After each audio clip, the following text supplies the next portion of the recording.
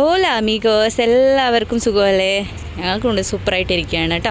അപ്പോൾ ഞങ്ങളെല്ലാവരും കൂടെ എങ്ങോട്ടാണ് പോകുന്നതെന്ന് വെച്ചാൽ ഞങ്ങൾ ഫുഡ് അടിക്കാൻ വേണ്ടി ഒരു സ്ഥലത്തേക്ക് പോവുകയാണ്. അപ്പോൾ അതിൻ്റെ വീഡിയോയാണ് ഇന്ന് നിങ്ങൾ കാണാനായിട്ട് പോകുന്നത്. ഞങ്ങൾ വിഷുവിൻ്റെ സമയത്ത് ഒരു തവണ പോയതായിരുന്നു ഇവിടെ. ഇത് ഞങ്ങൾ രണ്ടാമത്തെ തവണയാണ്. അന്ന് ഞങ്ങൾക്ക് ഭയങ്കര ഇഷ്ടപ്പെട്ടു. അപ്പോൾ ഞങ്ങൾ രണ്ടാമത്തെ തവണയാണ് അങ്ങോട്ട് പോകുന്നത്. ഇതാണ് പ്ലാസ മയൂറിൻ്റെ തൊട്ടടുത്തായിട്ടാണ് ഈ ഒരു ബൊഫറ്റ് ഉള്ളത്. അപ്പോൾ ഇതിനടുത്താണ് മലാഗ എയർപോർട്ട് കാര്യങ്ങളൊക്കെ. അപ്പോൾ ഞങ്ങളെല്ലാവരും കൂടെ ട്രെയിനൊക്കെ ഇറങ്ങി അങ്ങോട്ട് നടന്നുകൊണ്ടിരിക്കുകയാണ്. ഹൈവേയുടെ താഴത്ത് കൂടെയൊക്കെയുള്ള വഴികളിലൂടെ വേണം നമുക്ക് നടക്കാനായിട്ട്. അപ്പോൾ ഞങ്ങൾ ആസ്വദിച്ച് എല്ലാവരും കൂടെ നടക്കുമായിരുന്നു കേട്ടോ.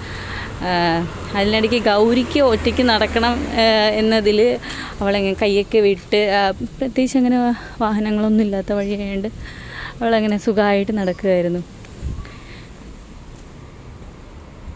എല്ലായിടയ്ക്കും ഞങ്ങളിങ്ങനെ ഒരു കാടിന് സമാനമായിട്ടുള്ളൊരു സ്ഥലത്തിൻ്റെ സൈഡിലൂടെയൊക്കെ ഇങ്ങനെ പോകുമായിരുന്നു. അപ്പോൾ നമ്മളുടെ നാട്ടിലെ ഈ റബ്ബറും കാടൊക്കെ ഉണ്ടാവില്ല, അതുപോലെയൊക്കെ എങ്ങനെ തോന്നും നമുക്ക് കണ്ടു കഴിഞ്ഞാൽ.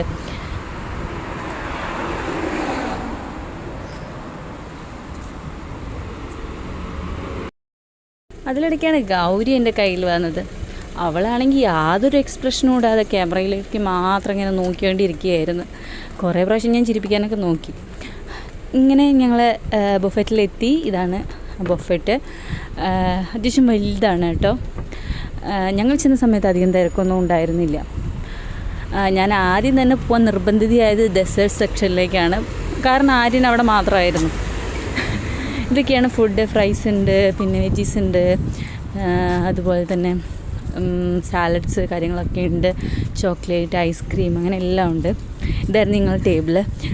എൻ്റെ പ്ലേറ്റ് ഇതാണ്. ഞാൻ എന്തൊക്കെ എടുത്തെന്ന് എനിക്കിപ്പോൾ ഓർമ്മയില്ല.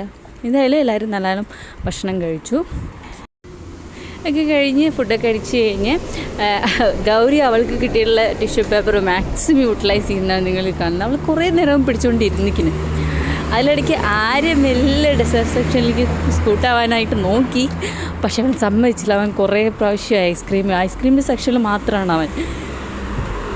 അതുകൊണ്ട് തന്നെ ഞങ്ങൾ അതൊക്കെ കഴിഞ്ഞ് അവിടുന്ന് പുറത്തിറങ്ങിയപ്പോഴേക്കും രാത്രിയായി കണ്ടോ.